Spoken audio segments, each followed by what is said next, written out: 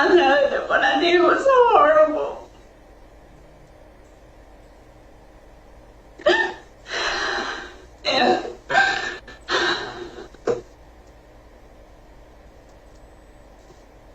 And I would give anything if I could go back and change it. Susan Smith lost her first bid for parole, but that doesn't mean she won't have a chance to plead her case again.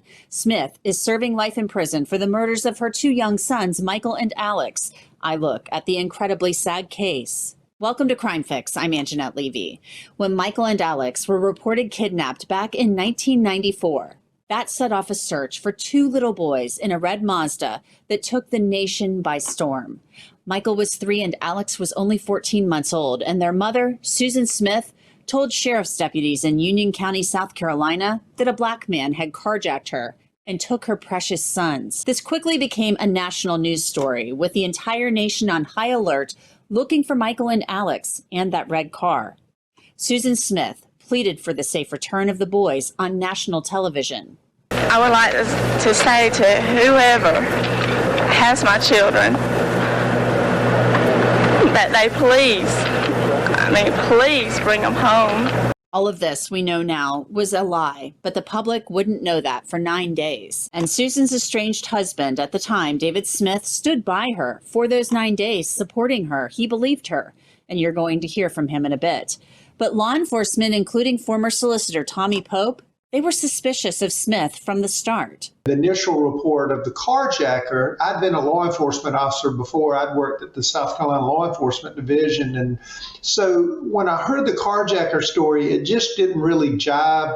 Susan Smith ultimately confessed and was taken into custody and charged with the murders of Michael and Alex. And Tommy Pope sought the death penalty. I do believe in the death penalty. If we have it, then you got to have people with the courage and the strength to work to apply it.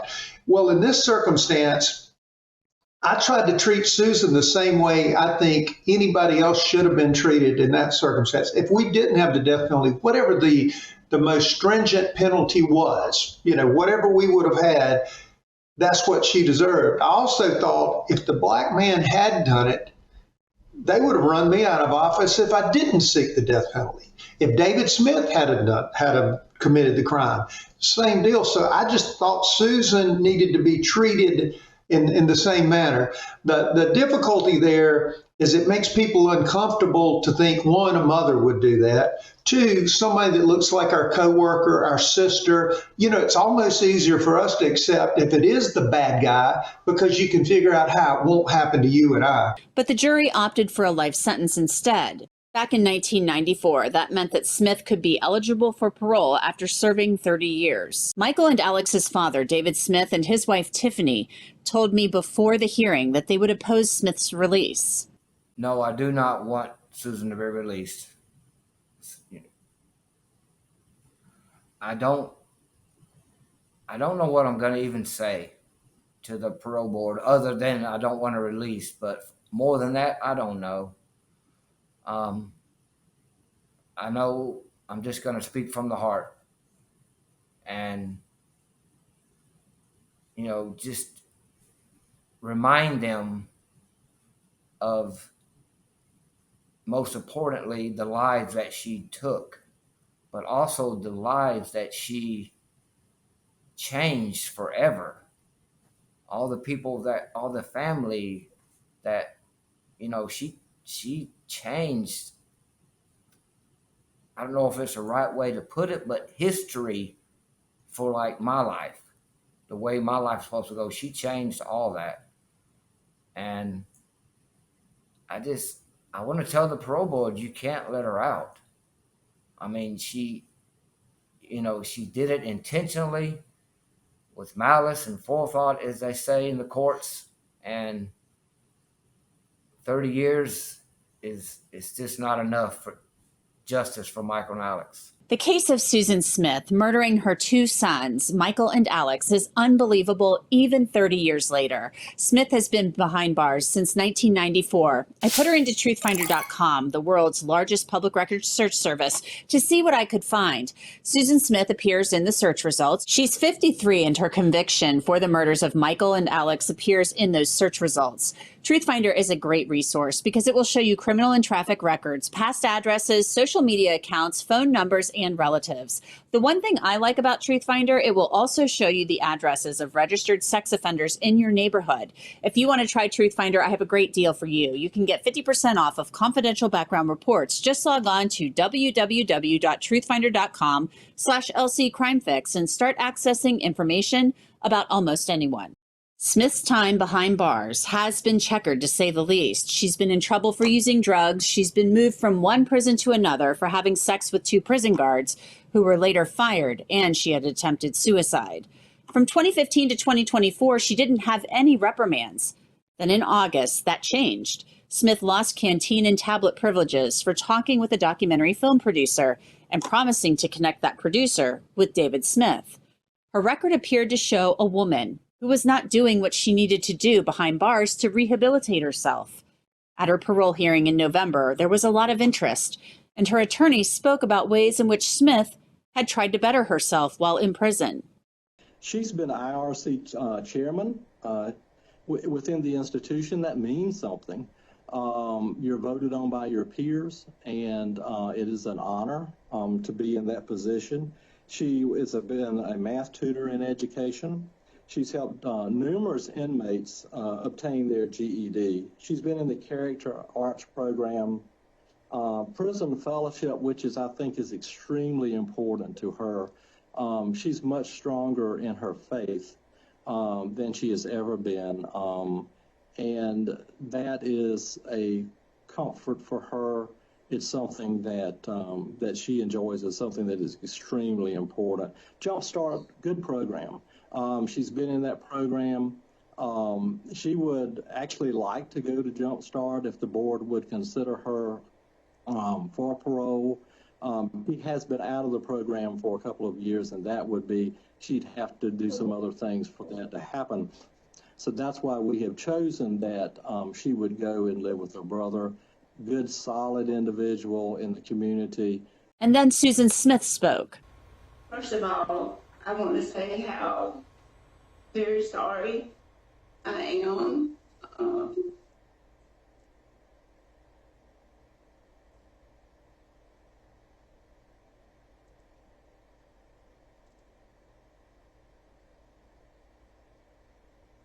It's okay, Susan. Just talk with us.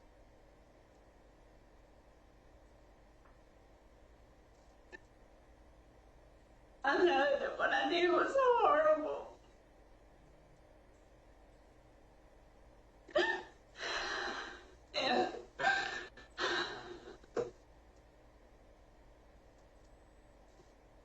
And I would give anything if I could go back and change it. And I love Michael and Alice with all my heart.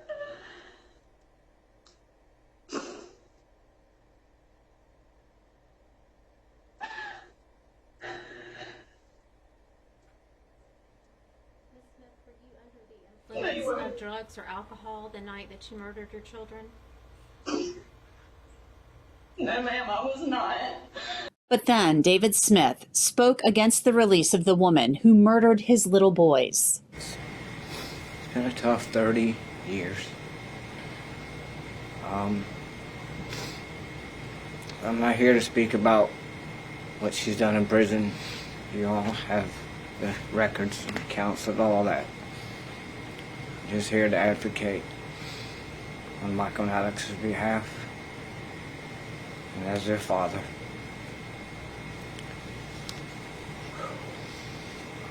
You know, God gives us free choice, and she made free choice that night to end her life. This wasn't a tragic mistake. It wasn't something that she didn't mean to do. She purposely meant to end her life. I never have felt any remorse from her for it. She's never expressed any to me. I never seen it on paper.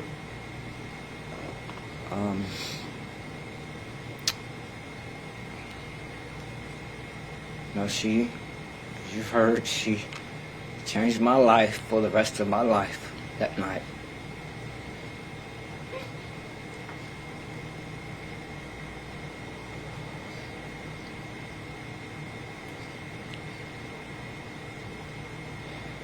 Some for the better, some for the worse, but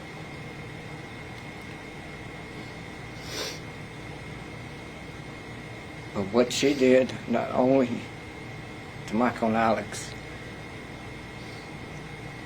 she came pretty close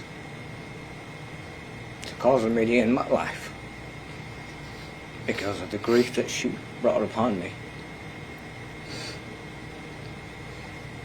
But thankfully she didn't. I understand back in 95 that through the state's law, life in prison meant 30 years to life. And now that's different, but at that time, that's what counts. I understand that.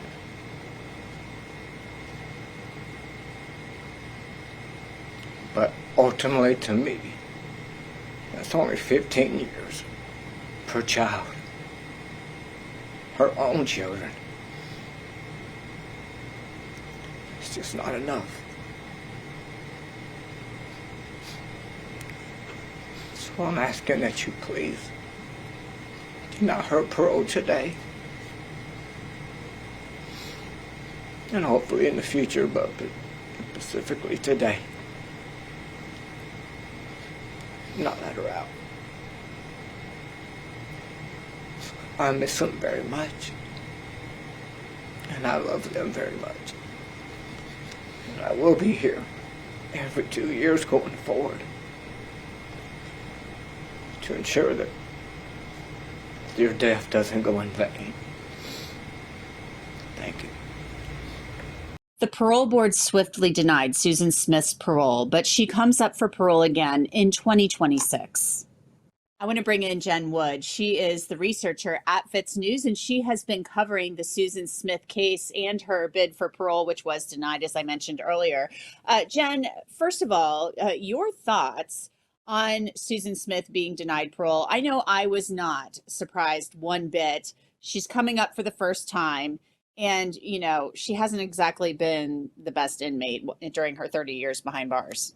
No, I was not surprised either, you know, given her history of disciplinary actions within the Department of Corrections, and, you know, just the enormity of the crime and the, you know, the public reaction to it. I thought there was very little chance she would get parole.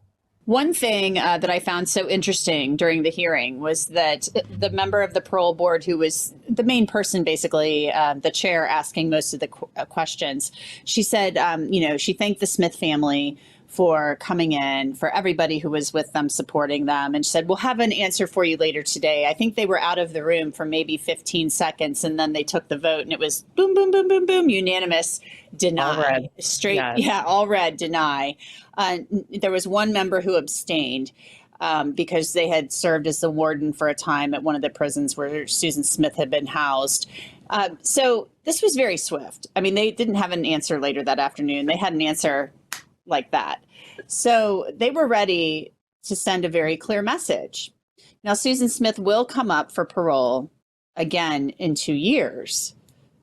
I'm not sure that the answer will be much different. I don't anticipate it being any different in 2 years or in 4 years. I mean, part of what they look at in the parole system is, you know, can this person go back into society and be accepted by the community?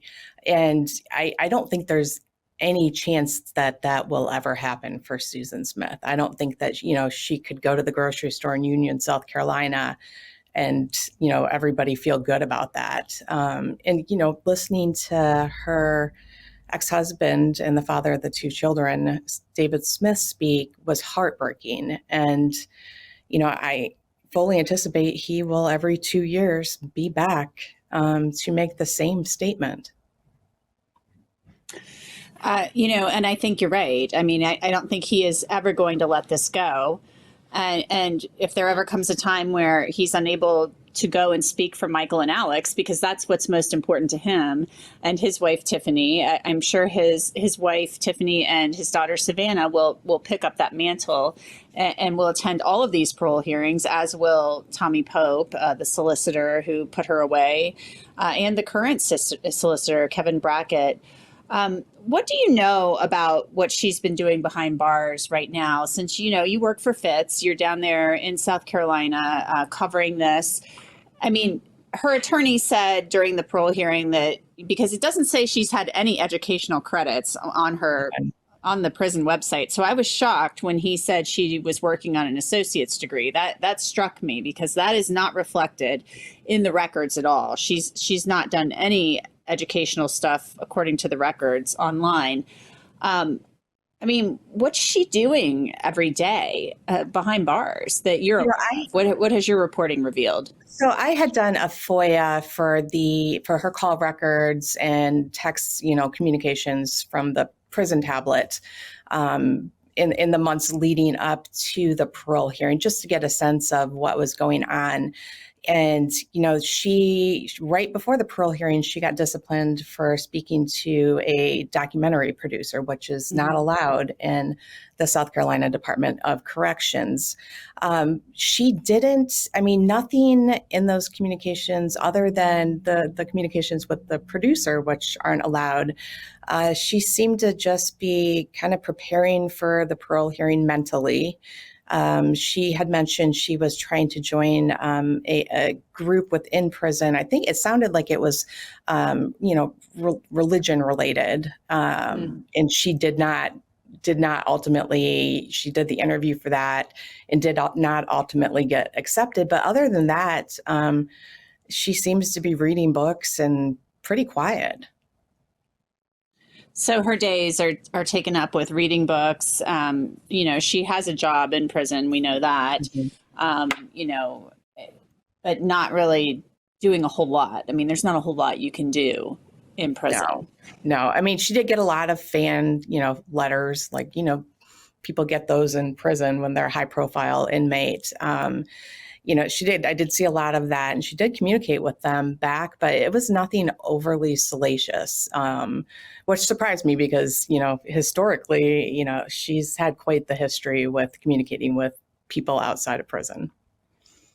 Yeah. And we knew that she had a lot of men contacting her who wanted to be, her boyfriend. They were hoping maybe she would be released. And there had been some calls released where, it sounded like she was quite flirty with them and things like that. So what comes next for her other than the parole hearing in 2026? I'm not sure what she could do to show the parole board that she's been rehabilitated, because we've seen, what she said to the parole board. She even said in the parole hearing that she wasn't guilty of the offenses that she had been, or, the reprimands, not the murder, but the murders of Michael and Alex, but the reprimands she had been brought up on in prison. She kind of made it sound like these things had been blown out of proportion or misconstrued. And she was appealing the thing with the documentary filmmaker. Right. I think if I was giving her advice, I would tell her to really buckle down and, get those credits that the parole board looks for. But, even, when she was making her statement and started crying, I think even when she shows remorse, you watching her, and now, I had followed this case back in 1994 when it originally happened. All I could think of is that's the exact same response we saw when she was lying on camera about not knowing where her children were. So I think that's going to be hard for her to overcome. But, if she's getting her associate's degree, I think it would be good for her to keep pursuing that and keep pursuing those educational credits and the things that the parole board does look for. Mm-hmm. I feel like it's still raw in South Carolina, this case. Even if you were a younger person back then, you remember it. And if you didn't, maybe you weren't born yet, you certainly have heard about it because it's still probably one of the most notorious cases in South Carolina history in recent memory, aside from the murders of Maggie and Paul Murdaugh. Yeah. And, it was interesting for me personally, when this first happened, I think I was 16, 17. So I followed it, and it was, I remember thinking how tragic it was, and how could a mother do this? And now I'm a mother, so looking at it now, to me it was even more heartbreaking. So I think as time passes, the crime doesn't get any less horrific. It's not something that you can overcome. Yeah, it certainly is not. And I know that David Smith and his wife, Tiffany, they want the focus to be on Michael and Alex, the two little boys who never got to grow up. And I think that, they wore the pictures into the parole hearing, and that's what people remember. I mean, they remember Susan Smith, but people remember that those little boys, they didn't have a chance. And they certainly didn't have a chance when that car went into the lake, and it's heartbreaking. Yeah, I mean, I remember seeing that picture on the news as they were searching for them, before she confessed to what had happened. And, it's the same picture that they wore, and it's the same picture you see in your mind mentally when you think about this case. It is a hard image to see. And I am glad that so many people spoke at the hearing in their honor. Yeah. Most certainly. Well, we will be looking ahead in 2026 to see what happens. Jen Wood, thank you so much. Thanks for having me. And that's it for this episode of Crime Fix. I'm Angenette Levy. Thanks so much for being with me. I'll see you back here next time.